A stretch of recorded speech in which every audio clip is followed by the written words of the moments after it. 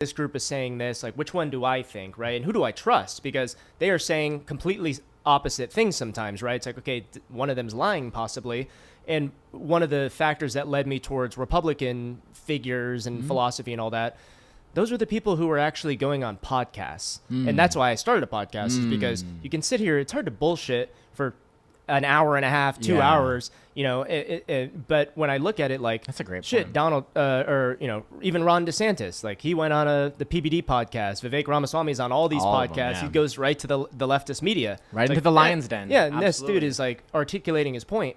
When I go look at some of the Democrat figures, I don't see them on podcasts. No. And if I do, it's, like, chopped up and, like, completely scripted. And it's like... It's almost like a skit. Exactly. And it's Yeah. like, okay, even if, you know, let's say I hate both parties, I'm going to at least appreciate and respect the one that's going out there and defending their point of view and willing to go and argue their points against the other side, not just like, oh, I'll only get interviewed by you if you let me write the questions or if you let me dictate what the output looks like. It's like, I don't trust that. No. Whichever side you're on. Yeah, absolutely. That's a huge part of not, you know, it's owning this philosophy, and again, not letting others define it for us.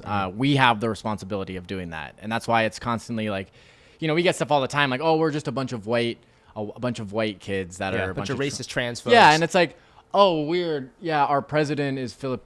Oh, our VP is. Oh, yeah, no, they're not even white. And our director. Oh no, that's not white. It's like we've got a lot of people not white, and it's interesting that that's the takeaway. That's like why it's one of the reasons I like Thomas Sowell and Larry Elder, right? Because they're conservatives and they're Republicans, but they're black guys. So it's funny when it was Bill Maher, you know, he has his show, and I actually like Bill I do Maher, too. right? Yeah.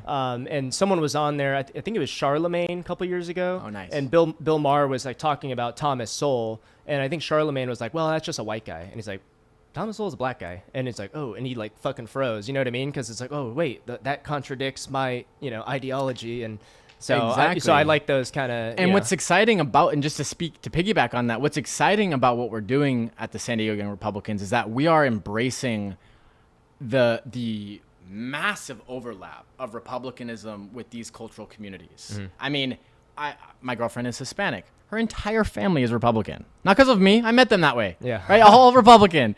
My best friends growing up, 3 black kids, their family's Republican. Right?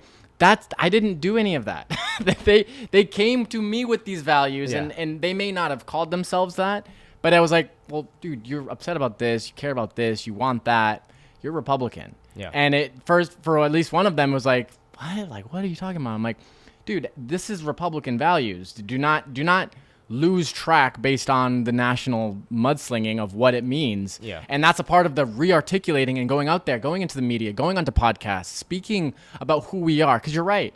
How many local Democrats in San Diego are putting on this much effort to be on open conversations about who we are, what we're doing, what we're about? None of them. They don't feel they need to. And that's a kind of entitlement that is dangerous, because they feel no accountability or no need to be accountable. They don't need to be vulnerable or be asked questions or let people see how their brain works in a podcast form, which you get to see someone, how they're spinning their wheels or how they're processing stuff. Whereas everything is so cookie cutter and choreographed. It's like, it's disingenuous. And it again, we're not going to let the future of San Diego be determined by some folks in Alabama.